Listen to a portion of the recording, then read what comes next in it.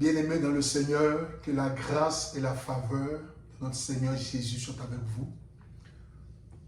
Peu importe l'endroit où vous vous trouvez, nous relâchons la grâce et la faveur de Dieu dans vos vies, dans vos projets, dans vos maisons et dans tout ce que vous avez de plus cher. Recevez la paix et la grâce de Dieu dans vos maisons au nom de Jésus-Christ de Nazareth. Nous sommes encore là ce matin, bien-aimés, afin de partager ce message de la part du Seigneur. Un message de grâce, de gloire et de puissance. Et dit, la Bible déclare, il te sera fait selon ta foi. Si seulement tu crois au message que nous avons ce matin pour toi, tu recevras la promesse et la manifestation de la grâce de Dieu. Alléluia. Bien-aimé, partout où tu te trouves, seulement ouvre ton cœur, ouvre ton esprit à recevoir ces paroles de grâce et de force et de puissance dans ta vie. Par la grâce de Dieu, nous serons là avec vous pendant près de quelques minutes, afin que par ces paroles que nous allons relâcher par la grâce de Dieu, vos vies seront transformées et guéries à jamais. Au nom de Jésus-Christ de Nazareth. Notre passage ce matin est tiré dans le livre d'Ésaïe, le chapitre 30, le verset 15. Je dis bien Ésaïe, chapitre 30, le verset 15. Nous allons prier, nous allons commencer à lire la parole du Seigneur. Prions. Tendre Père, merci pour ta présence, pour ta parole, pour ta grâce. Touche la vie de quelqu'un, guéris quelqu'un, libère quelqu'un. Donne à cette personne de comprendre la profondeur de l'amour de la parole qu'il entendra et que cette parole aille jusqu'au plus profond de sa vie afin de transformer tout en lui dans le nom de Jésus-Christ de Nazareth. Dis-moi Amen et reçois la parole. Alléluia. Ésaïe le chapitre 30 verset 15. Lisons. Car ainsi parle le Seigneur. Alléluia. L'Éternel, le Saint d'Israël. C'est dans la tranquillité et le repos que sera votre salut. Alléluia. C'est dans le calme et la confiance que sera votre force. Gloire à Dieu. La Bible est claire ce matin, mon frère et ma soeur. La Bible déclare d'Ésaïe, l'Éternel lui-même parle à son peuple. Ce n'est pas un être humain qui parle. Mais Ésaïe le prophète étant le canal, la bouche, le porte-parole de Dieu. Par sa bouche, Dieu relâche une parole assez précise pour quelqu'un ce matin. Notre exhortation ce matin est titrée comme suite, garde le calme. Le titre de notre exhortation ce matin c'est, garde le calme. Si tu m'entends, dis au plus profond de ton cœur, garde le calme. Écoute-moi très bien. L'Éternel parle ainsi à Ésaïe. Parle à mon peuple. Parle à celui qui est en face de toi. Parle à quelqu'un qui est dans une situation de combat, une situation de conflit, une situation d'oppression, une situation, peu importe la situation dans laquelle tu es. La Bible dit ainsi parle l'Éternel à ton cœur. C'est de la tranquillité. La tranquillité, c'est dans cette position dans laquelle tu seras que l'Éternel manifestera la victoire dans ta vie. La tranquillité. Il dit c'est dans la tranquillité et le repos que sera le salut. Le salut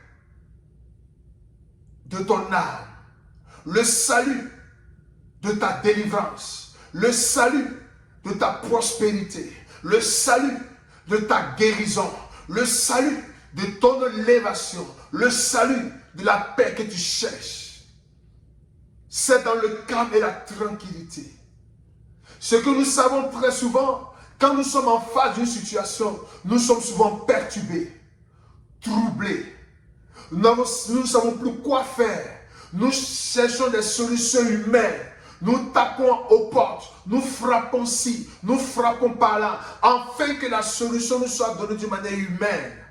Mais la Bible te dit aujourd'hui, par la bouche du prophète Ésaïe, Dieu te dit, c'est dans le calme et la tranquillité.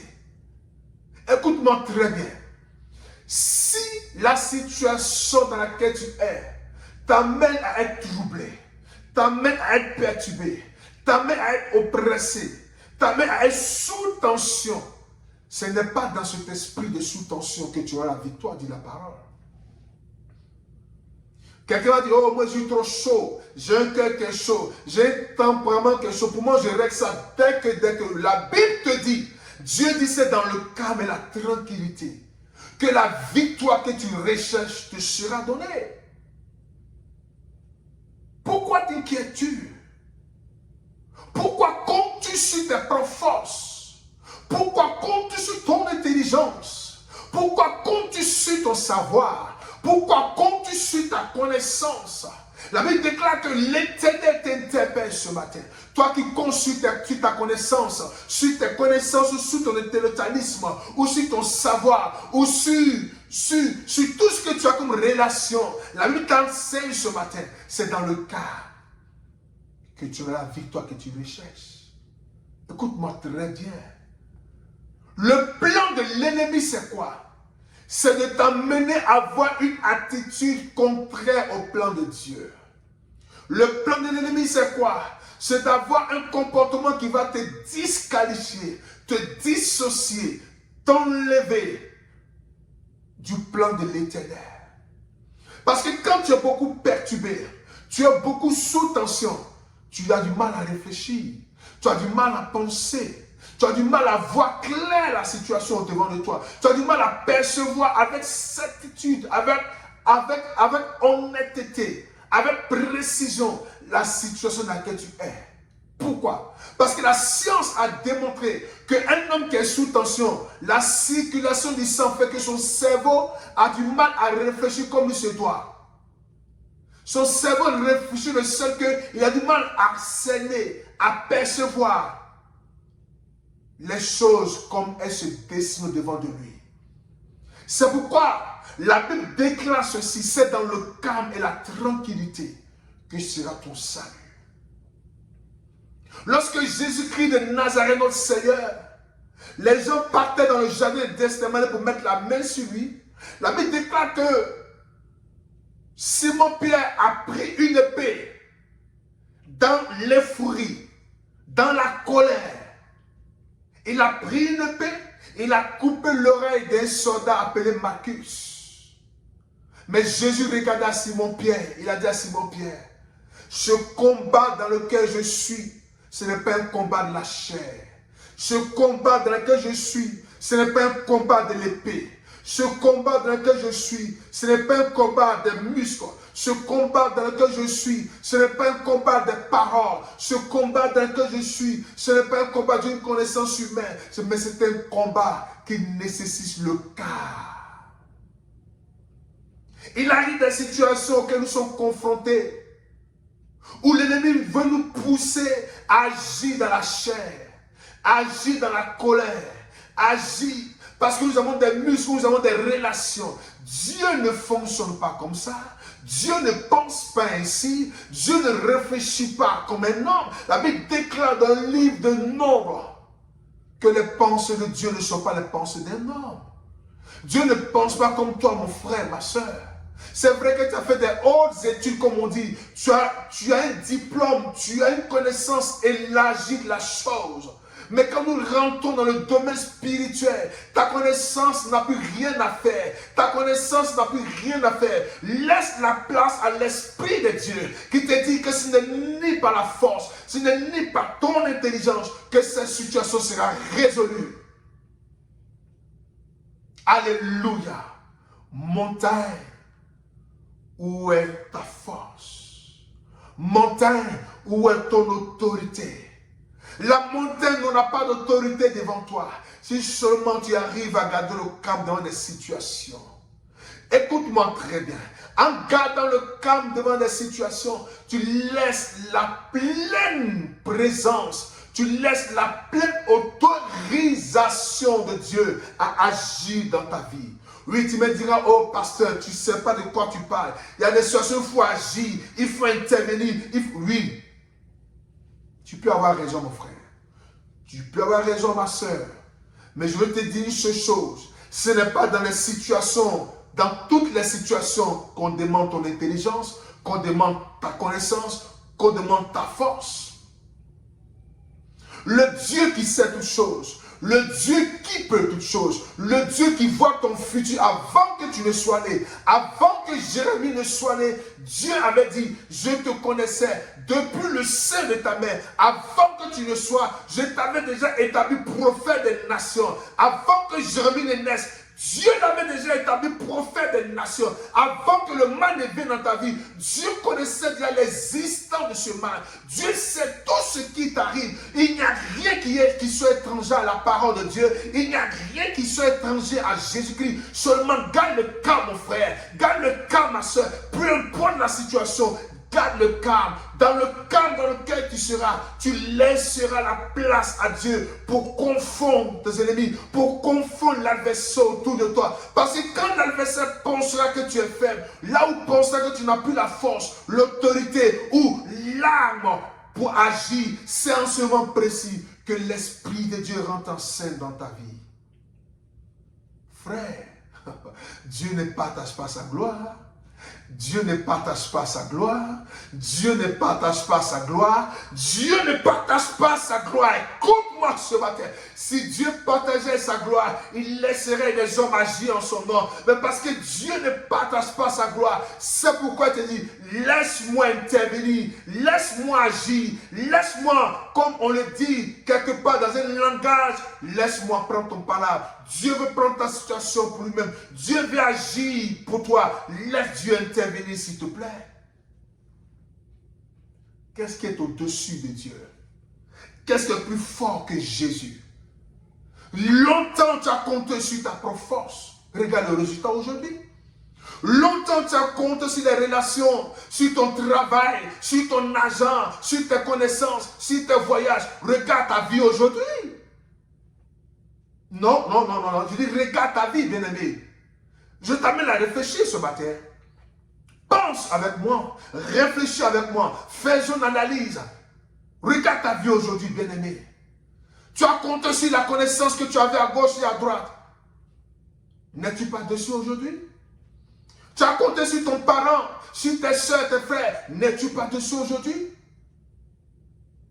Si tu es dessus aujourd'hui, mais c'est parce que longtemps tu comptais sur ta propre force. Il dit, Esaïe, dis-leur, longtemps Israël a compté sur la propre force. Parce que quand tu consultes ta propre force, tu mets Dieu de côté. Tu disqualifies le Seigneur. Tu l'éloignes dans ton combat. Tu éloignes Dieu dans ton projet. Tu éloignes Dieu. Tu veux voyager. Tu consultes des réseaux. Sur des choses qui ne marchent pas. Laisse l'Éternel intervenir pour toi. Il est le Dieu des circonstances. Le Dieu des temps impossibles. Le Dieu qui fait des choses en leur temps. Alléluia. Il est le Dieu qui intervient en son temps. Laisse le Seigneur se manifester en son temps dans ta vie. Laisse-le glorifier son nom dans ta vie. Laisse-le confondre tes ennemis dans ta vie.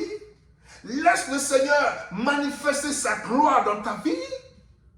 Laisse-le.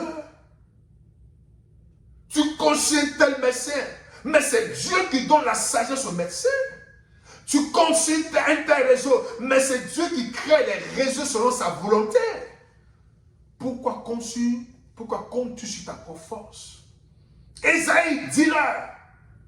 Esaïe, dis-leur, car ainsi parle l'Éternel, le Seigneur, le Saint d'Israël. Lui qui ne mange jamais, lui qui ne déçoit jamais, ni qui ne recule jamais, lui qui connaît les choses avant qu'elles ne soient, avant que tu ne sois dans le sein de ta mère, le Seigneur te connaissait déjà, mon frère. Il connaît la position d'une fourmi noire, dans un trou noir, sur une pierre noire. Dieu voit dans les ténèbres dans lesquelles toi tu ne vois pas. Dieu voit dans les ténèbres les ténèbres sont différentes du noir. Les ténèbres sont différentes de l'obscurité. Il dit bien les ténèbres sont différentes de l'obscurité. Même dans l'obscurité, il est possible de percevoir des choses. Mais dans les ténèbres, il est impossible de voir les choses. Or, le Dieu qui a fait toutes choses, voit dans les ténèbres ce qui est assis dans les ténèbres. Alléluia. Oh, Makarashika. Il voit dans les ténèbres ce qui est assis dans les ténèbres. Laisse-moi te dire, si Dieu voit dans les ténèbres ce qui est assis dans les ténèbres, oh mon Dieu, qu'est-ce qui est ton problème? Ton problème n'est rien devant Dieu. Ton problème n'est rien devant l'Éternel. Seulement garde le calme. Garde la tranquillité. C'est en gardant le calme, en ayant le regard fixé sur l'Éternel, c'est là viendra ton salut. C'est là viendra ton témoignage. C'est là viendra la restauration de ta vie. C'est là viendra la manifestation de la gloire de Dieu dans ta vie. Dis Amen maintenant et reçois le miracle dans ta vie. Dis Amen mon frère et reçois la visitation de Dieu de là où tu es. Alléluia. Oh Makarasha. C'est le temps où les regards que tu avais vers un homme, tu dois arrêter de compter sur quelqu'un, arrête de compter sur les hommes, arrête de compter sur ton prochain, arrête de promener des regards inquiets, fixe des regards vers le Dieu, vers le Saint d'Israël. Fixe les regards vers le Saint d'Israël. Maudit soit l'homme qui se confie en un homme, dit la parole. Maudit soit l'homme qui met sa confiance en l'homme. Maudit, dit la parole. Mets ta confiance en l'Éternel, mon frère. Garde le calme et mets ta confiance en lui. C'est vrai. Lorsque tu promets tes regards, la vie t'impose des réalités, mais qui ne sont pas la vérité de Dieu. Comment vais-je payer mon loyer? Comment vais-je payer mes factures? Comment vais-je aider ma famille? Comment vais-je finir tel projet? Comment vais-je faire? Comment? Et assez. Plusieurs comment sont dans ta tête. Mais le Dieu qui a créé le mot comment te dit qu'il y a la solution au comment qui est dans ta tête. Oh, alléluia. Il a la solution. Seulement garde le calme. Garde la tranquillité. Garde le calme et garde la tranquillité. Alléluia. Il dit, la tranquillité et le repos. Le repos ne pas dire, va dormir. Ronfle. Non. Sois calme. Sois calme. Sois calme. Israël est sorti de l'Égypte après 400 ans d'esclavage.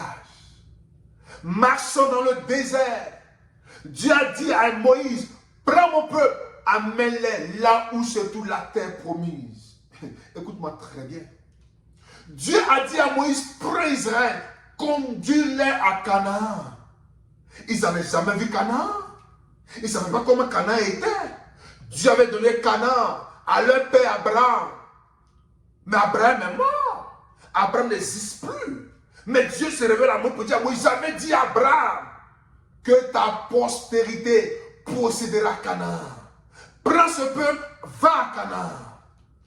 Dans la marche de Canaan, Dieu savait bien que la mer Rouge était devant. Dieu savait aussi que l'Égypte, Pharaon, son armée, allait poursuivre le peuple d'Israël. Dieu savait tout ça. Écoute-moi, le Dieu qui sait toutes choses te dit, sois tranquille. Il sait toutes choses, il te dit, sois tranquille. Et les regards fixés sur lui. Israël a commencé à murmurer contre l'Éternel. Parler mal à Moïse. Oh Moïse, nous allons mourir aujourd'hui. Voici la mer Rouge. Qu'allons-nous faire? Pharaon est derrière. La mer Rouge est devant. Où allons-nous aller? Moïse, tu es méchant. Moïse, tu n'es pas bon. Moïse, où est ton Dieu?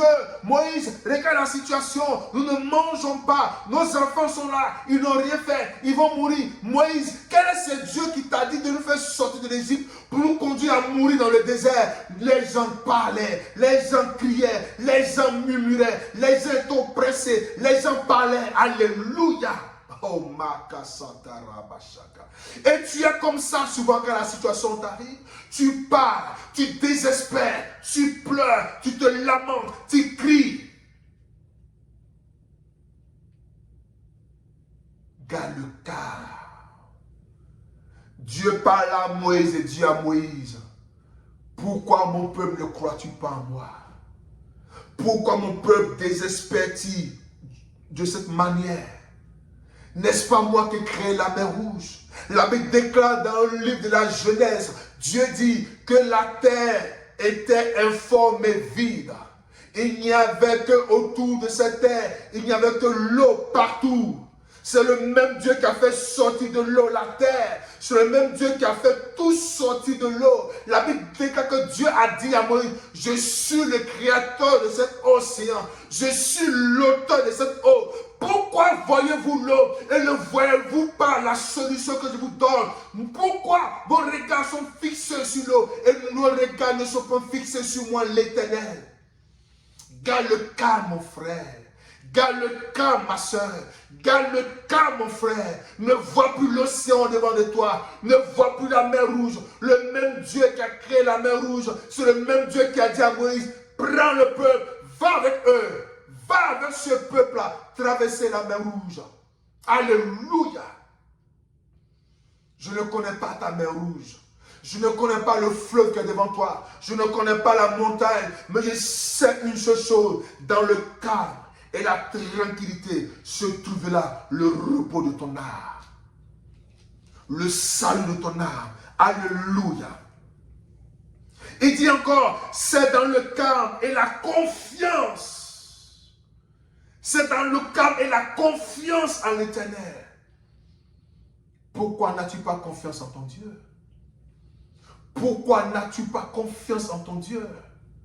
Israël, pourquoi n'as-tu pas confiance en ton Dieu? Toi qui me couches ce matin, pourquoi n'as-tu pas confiance en ton Dieu? Si c'est lui qui a créé la mer Rouge, pourquoi n'as-tu pas confiance en lui? Si c'est lui qui a créé la mer Rouge et la terre et les montagnes, pourquoi n'as-tu pas confiance en ce Dieu? Il dit, garde le calme, car la mer Rouge que tu vois aujourd'hui, un chemin sera tracé au milieu de cette mer Rouge. Encore, car les Égyptiens que tu vois aujourd'hui, plus jamais, je dis bien plus jamais, vous ne les verrez. Alléluia. La situation qui t'oppresse aujourd'hui, dans le calme et la tranquillité, tu ne verras plus cette situation t'oppresser. Dieu a mené sur la parole. Toi qui m'écoutes ce matin, toi qui m'entends ce matin, dans le calme et la tranquillité, le Seigneur combat pour toi. Dieu n'aime pas le bruit, Dieu n'aime pas le matu-vu, Dieu ne partage pas sa gloire, Dieu ne partage pas sa gloire. C'est là où tu sais que Dieu n'est plus capable de faire quelque chose pour toi, il ne fera pas. Mais si tu crois qu'il fera des choses extraordinaires pour toi, il le fera. Là où ta main est limitée, c'est là que commencera la main de Dieu. Mais tant que tu compteras sur toi, tant que tu compteras sur tes propres forces, tant que tu compteras sur tes relations, tant que tu vas compter sur tes connaissances, Dieu n'agira jamais. Dieu intervient toujours là où la main de l'homme se limite. Alléluia. Reçois la grâce dans ta maison, dans ta vie. Garde le calme et la tranquillité. Garde le silence. Et tu verras la gloire de Dieu se manifester. Ce message est pour quelqu'un ce matin qui est désespéré, qui compte sur sa propre force, qui compte et qui croit que quelqu'un fera telle chose pour lui. Dieu suscitera des gens dans ta vie. Il emmènera des hommes et des femmes dans ta vie. Il emmènera des hommes et des femmes pour t'apporter la solution à laquelle tu espères. Dieu fera ça. Seulement, elle regarde sur lui. C'est Dieu qui a amené les corbeaux pour nourrir Élie. Dieu le fera pour toi.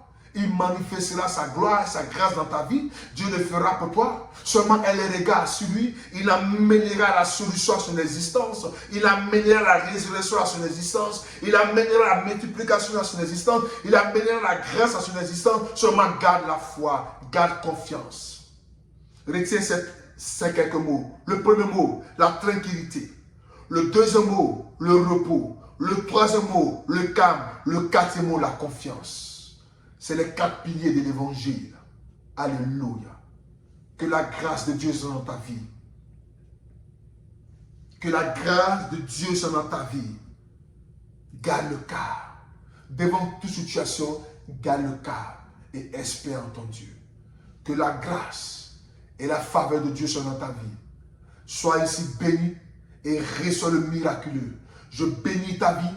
Je bénis ta vie. Je dis encore, je bénis ta vie. Dis amen et reçois le miracle maintenant là où tu es. Dans le nom de Jésus-Christ de Nazareth. Shalom à toi et sois béni au nom de Jésus-Christ.